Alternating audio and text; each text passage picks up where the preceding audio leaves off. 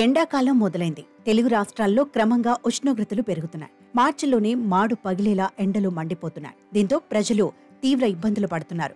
Monday ఎండల వల్ల గొంతు ఎండిపోతుంది. డీహైడ్రేషన్, అలసట, నిస్సత్తువ, తలనొప్పి వంటి సమస్యలతో సతమతమవుతున్నారు. వేసవి తాపం తట్టుకోవడానికి బెస్ట్ రిఫ్రెష్మెంట్ డ్రింక్ కొబ్బరి నీళ్లు.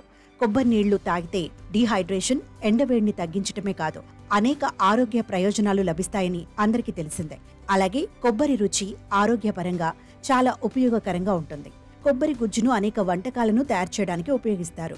గ్రామీణ ప్రాంతాల్లో కొబ్బరి పీచుతో తాడును అల్లుతుంటారు. కానీ మీరు దాని పీచుతో హెయిర్ డ్రై తయారు చేసుకోవచ్చని మీకు తెలుసా?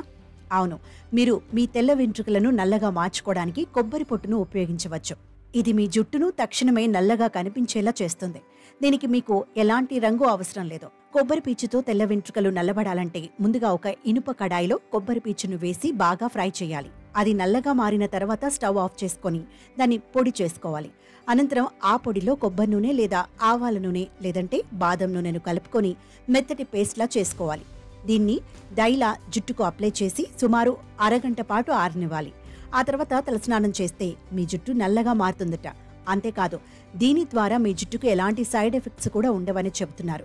ఆర్థరైటిస్ నొప్పులతో ఇబ్బంది పడుతుంటే కొబ్బరి పీచుతో టీ తయారు చేసుకుని తాగటం మంచిదని సూచిస్తున్నారు. కొబ్బరి పీచుతో వంట పాత్రలు క్లీన్ చేసుకోవచ్చు. బొగ్గు పొడి, నిమ్మరసం కలిపి కొబ్బరి పీచుతో వంట గిన్నెలు శుభ్రం చేసుకుంటే మీ పాత్రలు తళతళ మెరిసిపోతాయి.